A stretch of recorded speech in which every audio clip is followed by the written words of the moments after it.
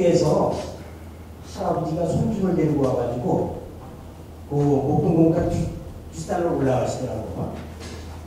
그래서 물어보니까 그 사람들이 그 할아버지가 옛날에 여기 참전을 했던 분이에요.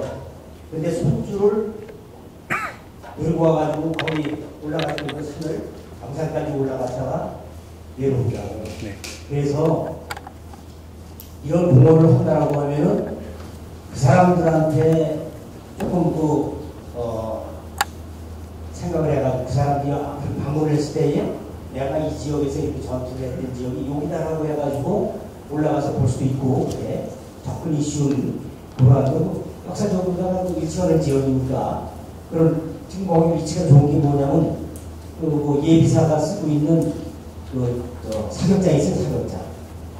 그런 위치를 선정을 해서 하면은 상당히 근접돼 있고 좋은 것 같은 생각이 들고, 그래서 그걸 한번 물어보는 거고. 두 번째는 공원이 들어오므로 인해서 주변에 보호구역이 별도로 설정이 돼요. 공원을 설정하게 되면 근린공원이라고 도시계획시설로 결정이 됩니다. 그래야 되면 도시계획시설이라는 것은 사유재산에 대한 제한이 가해지는 그런 상황입니다. 그러니까 지금 왜냐하면 분유지에 한해서만 공원구역으로 설정하고 그 외에 공원 경계로부터 50m라든지 100m라든지 이 지역을 공원보호를 위해서 주민이 어떤 인허가를 할 때 허가를 제한을 한다든지 행위를 제한을 한다고 하면 지역 주민들에게 불편을 주니까 그런 사항이 있느냐 없느냐? 그런 경우는 없습니다. 없어요? 네. 또 세 번째는 이 지역에 지금 시설을 하면은 그 관리를 누가 해요? 관리는 어떤 시설이 도입되느냐에 따라 다를 것입니다.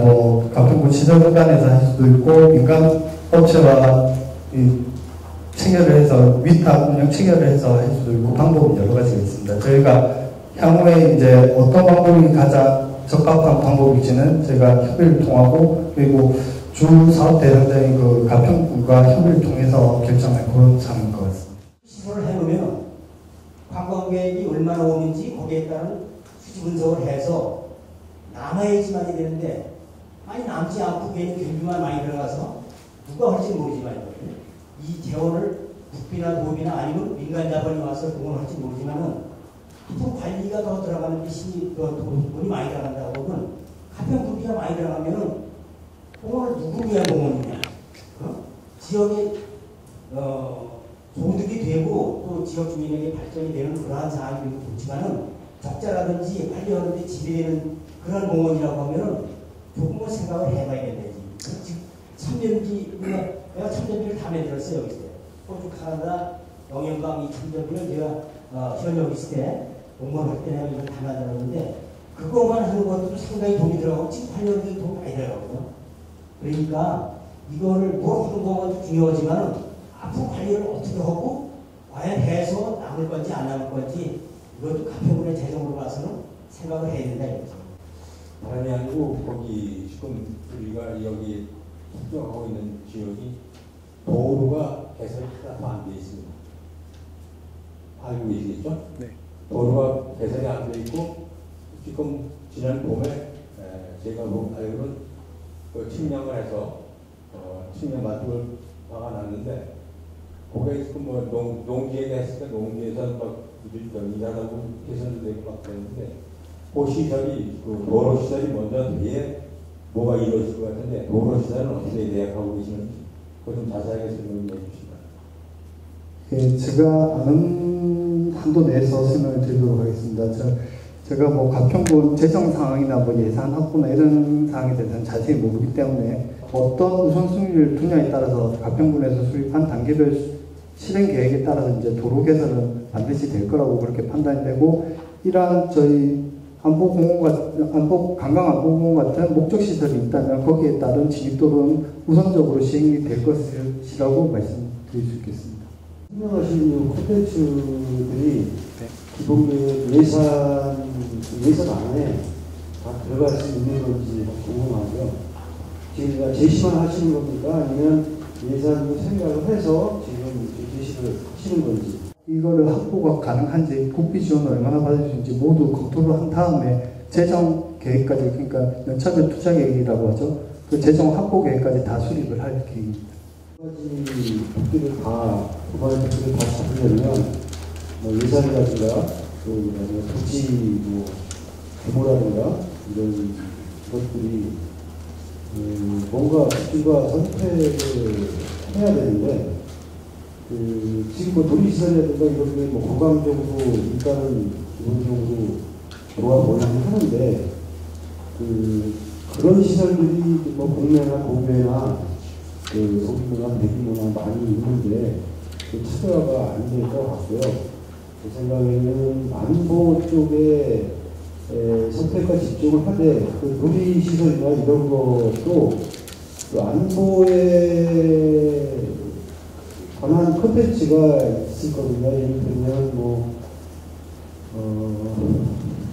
아까 이름이 생각이 안 나는데 약간 속도를 내서 달릴 수 있는 뭐 이런 것들도 뭐 주위에 전쟁 신이라든가 전쟁터 같은 것들이 이렇게 좀 있어가지고 자기가 전쟁을 참여하는 것 같은 그런 느낌이 드는, 그러니까 기본 누리시설 뭐 속도 체험하고 이런 거 플러스 안보에 관한 거를 강의를 시키면 다른 거랑 차별화가 되지 않을까 그런 생각이 드네요. 뭐 이걸 꼭 반드시 하겠다 이런 건 아니고 용도로 다양한 금방 말씀하셨듯이 뭐 입간판이라든지 아니면 시뮬레이션 할 수 있는 LED 전광판이라든지 이런 걸 활용해서 충분히 그렇게 조성이 가능하다고 그렇게 판단하고 있습니다. 2차 설명회 때 나왔던 의견들이 많이 조합이 돼서 많이 발전된 지금 설명회를 시간을 갖는 것 같아요.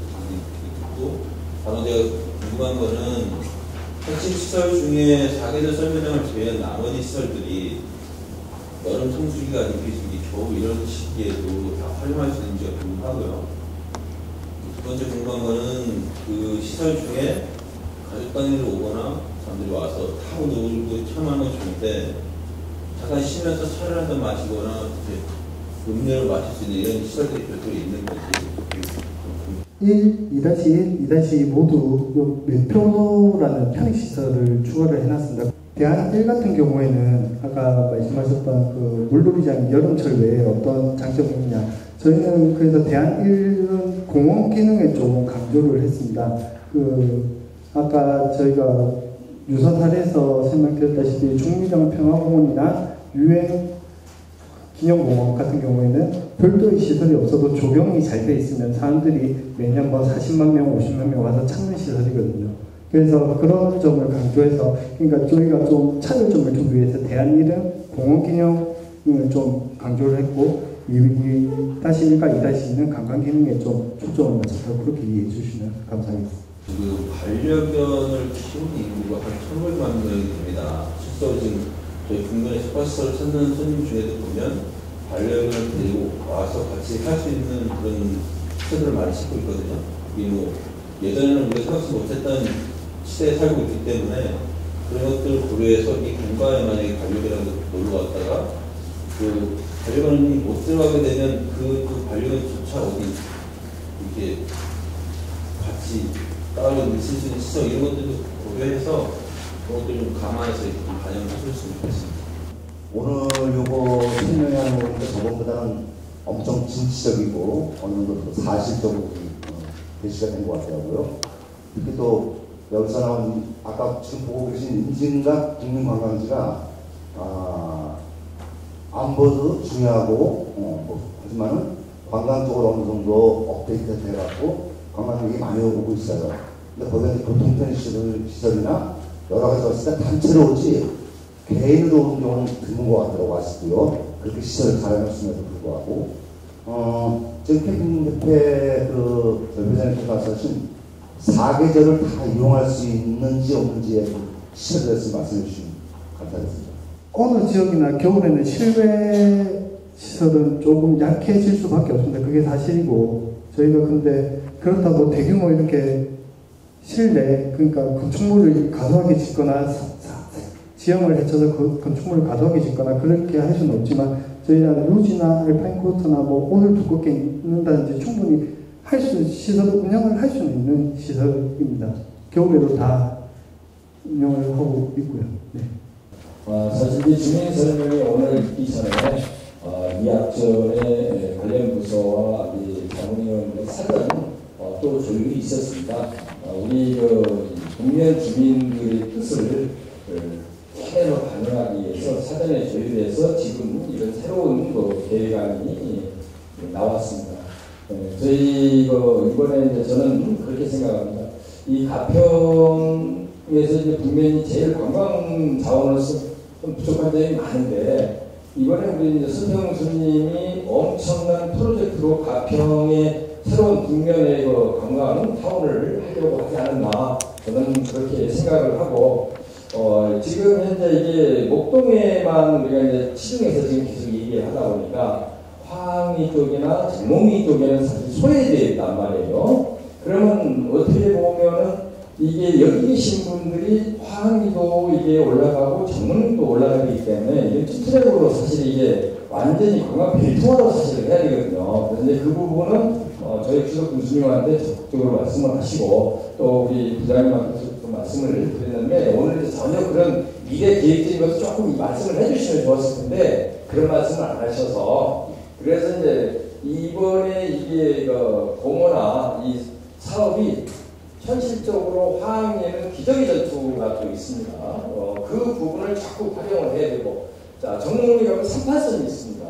그러면 안보 차원은 결국은 여기도 있지만 여기는 형식적으로 이게 안보라는 그런 개념으로 넣지만 실질적으로 화학리나 정몽리는 완전히 이게 안보로 완전히 이게 연결이 되거든요. 그렇기 때문에 이 부분에 대해서 다음 이제 최종 이게 보고회를 하실 때는 그 전에 저는 이제 최종 보고회 전에 주민 설명을 마지막 한 번을 저는 부탁을 드리고 싶습니다. 왜 주민들이 최대로 이게 모든 부분을 이해하고 조금 전에 주민분들이 좀 우리 부장이 기분 좋은 말씀을 많이 하셨어요. 새로운 변화가 있다. 다음에도 새로운 변화를 가져서 주민들이 어느 정도 합리적으로 이해할 수 있도록 또 이게 그 부분에 대해서 동의를 할 수 있도록 이게 해주셨으면 바람이 없겠습니다. 이게 아까 말씀하신 롤러코스터에서 특수 효과를 혹시 가능하다면 그 부분도 한번 연구를 해보셔서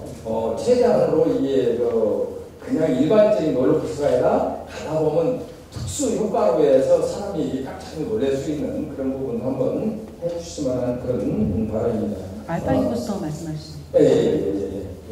저는 여기까지 말씀드리겠습니다. 단, 이 부분은 우리가 성공하려면은 국면 주민들이 적극적으로 참여를 하시고 새로운 아이템을 많이 내주셔야 되고, 또 관련 부서에서도 적극적으로 이게 새로운 아이템에 맞는 민원이나 이런 부분을 주민들한테 이게 알려주시고, 제일 중요한 우리 용역에서 이 부분이 합리적으로 잘 이룰 수 있도록 잘 작성이 돼야 되지 않나 그렇게 생각합니다. 지금 대안 1과 대안 2를 아마 설명이 있으셨을 텐데요.